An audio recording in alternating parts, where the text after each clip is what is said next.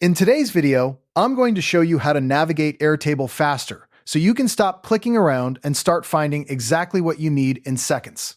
If you find this helpful, be sure to like and subscribe, and let's get right into it. First things first, open your browser and go to Airtable. Once you're on the login page, click Login and enter your credentials.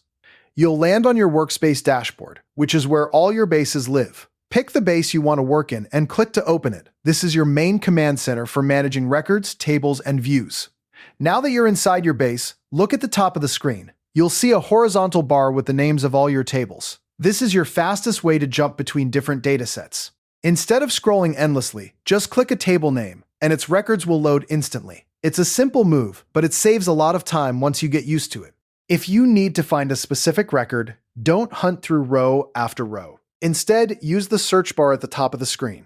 Type in a keyword, a name, or even part of a field entry. An Airtable will filter the current table to show only matching records. It's incredibly fast and works across most field types, so make it your go-to for quick lookups. Next, let's talk about views.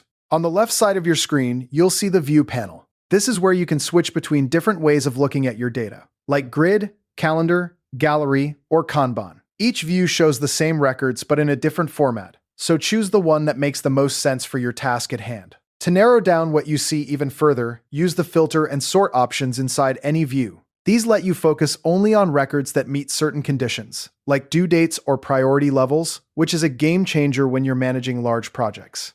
To keep your most frequently used bases within easy reach, star them from your workspace dashboard. Starred bases appear in a separate section at the top, so you never have to dig through folders again. And while you're at it, take a few minutes to review your workflow. If you have old views or tables you no longer need, remove them.